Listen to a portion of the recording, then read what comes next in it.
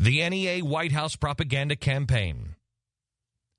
Here we have what little bit of audio that they haven't taken away or have released.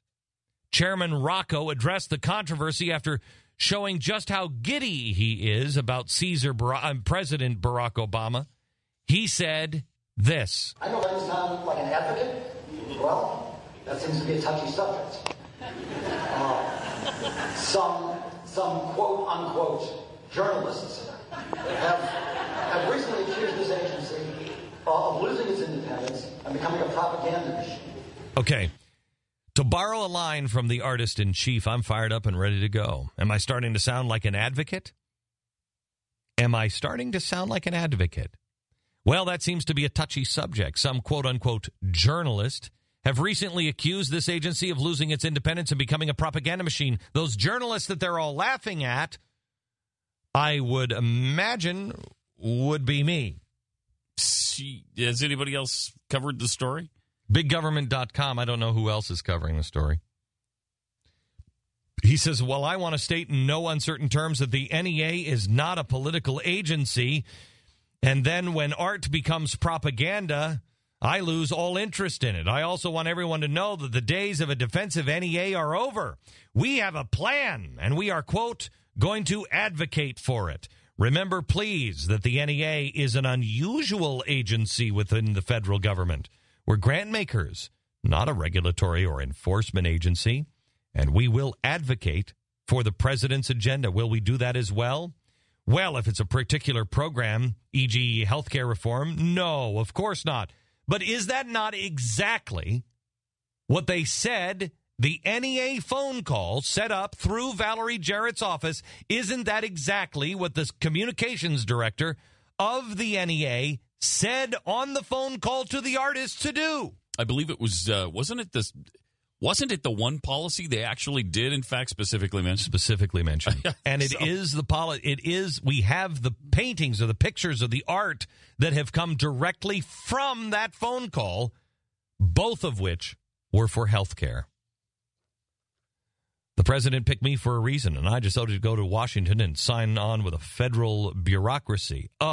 For a reason. And that reason is that within the ethos of the White House, where words like change and hope and aspiration have real meaning, the arts can play a starring role. Whatever might be said on television, radio, or blog sites, I have no intention of walking away from the compelling themes of this presidency and a historic opportunity in arts policy. There it is. Doublespeak that has been it has become so prevalent. 1984 doublespeak. First, he denies the NEA will promote specific agenda items, contrary to what Yossi Sargent said on the tape, then openly admits that they will, indeed, be White House operatives. It's audible in sound waves. It's printed in black and white. But as always, Obama and his team of liars will deny what you have just heard. They will deny that you've heard it. He will deny that you see him standing in front of you. The American people are waking up. I think they're about to send him a powerful message.